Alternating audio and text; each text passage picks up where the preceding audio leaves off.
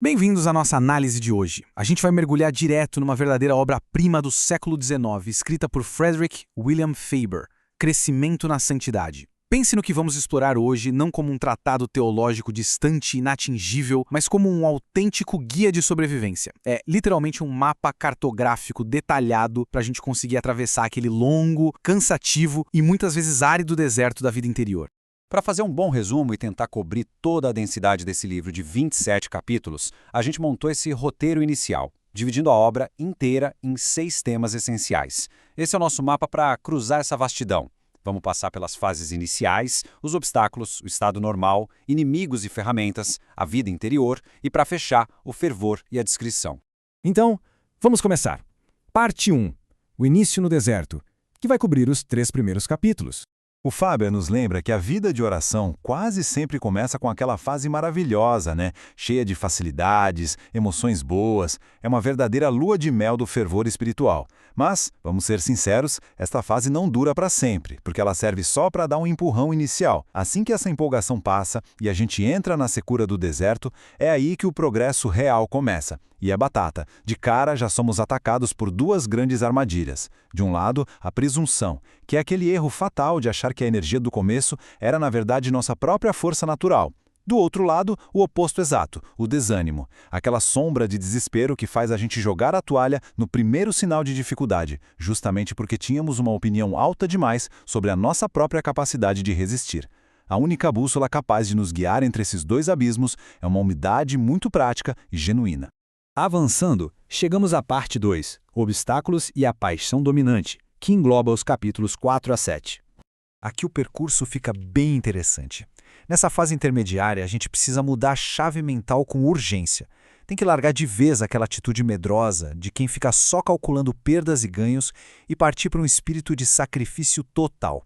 Por quê? Porque o nosso maior inimigo não está lá fora. Ele age nas sombras. A chamada paixão dominante não é um pecadinho qualquer do dia a dia, não.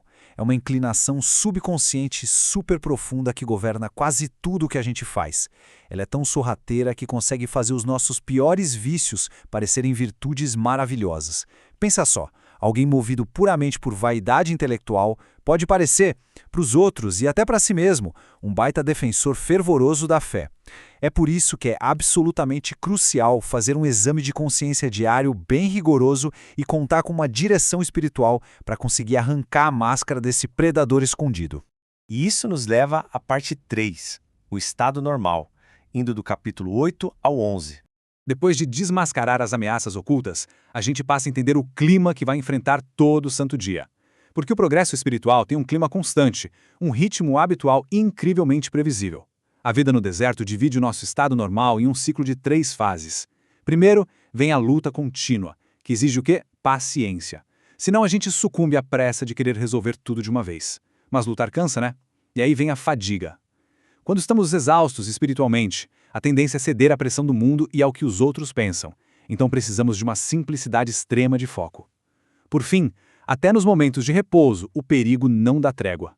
Quando a gente está confortável, a alma instintivamente quer buscar prazeres mundanos. Ou seja, o descanso só é seguro de verdade se estiver muito bem alicerçado na mortificação. Seguindo o mapa, vamos para a parte 4, Inimigos e Ferramentas Espirituais, que cobre os capítulos 12 ao 17. Agora que a gente já entende o ritmo da caminhada, entramos na área de combate pesado. E o ponto alto aqui é prestar atenção no inimigo silencioso que pode travar qualquer progresso. Diferente da mera preguiça de ficar no sofá, a ociosidade espiritual adora se fantasiar de trabalho duro. Pois é, ela surge disfarçada naquela curiosidade intelectual infinita, sempre buscando um livro novo de teologia ou começando 1000 devoções diferentes que nunca são levadas adiante. É uma cilada. A vacina infalível contra essa paralisia sutil? Ordem e regularidade estritas. É cumprir os horários de oração sem depender da flutuação do humor. E a execução fiel, diária e às vezes bem monótona dos nossos próprios deveres de Estado, sem inventar moda. E no meio da rotina, as tentações não param de rugir. Mas a sacada do Faber aqui é genial. Guardem bem essa ideia. Grande parte da nossa infelicidade no caminho vem de um erro de visão básico. A gente tem a mania de tratar as tentações como se elas já fossem pecados, como se fossem manchas ou derrotas na alma. Mas tentações não são sujeira, elas são a matéria-prima para a glória. Saber disso é um baita alívio. porque nos liberta daquela escrupulosidade ansiosa e transforma o pavor em uma vigilância super tranquila. Vamos para a parte 5, Dimensões da Vida Interior, abordando os capítulos 18 a 24. Com a alma equipada para a batalha, a gente precisa ajustar a bússola para não se perder, principalmente na hora de rezar.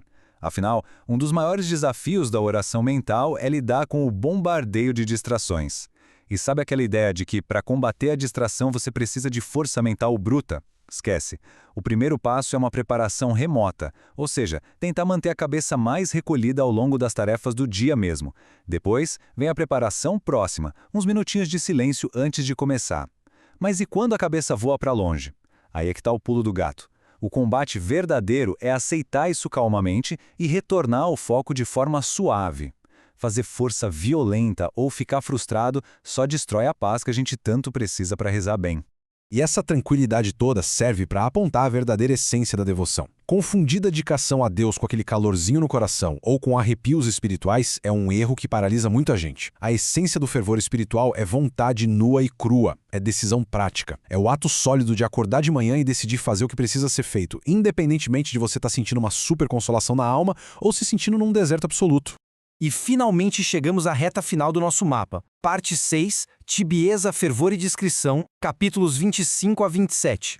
É nessa fase final que a gente esbarra na miragem mais implacável do deserto inteiro, a famosa tibieza. E não vamos confundir isso com a inexperiência de quem está apenas começando, não. A tibieza é muito pior, é uma queda lá de cima. A pessoa que está morna ainda vai à missa, cumpre os sacramentos, mantém a rotina certinha por fora, e é justamente isso que a cega para o fato de que ela está doente por dentro. A vontade acaba caindo num sono profundo por causa daquelas pequenas concessões diárias, a preguiça, a vaidadezinha, o conforto extra. Para sair dessa areia movediça, não adianta só desejar melhorar. Exige uma renovação muito forte e decisiva, liderada inteiramente pela força de vontade.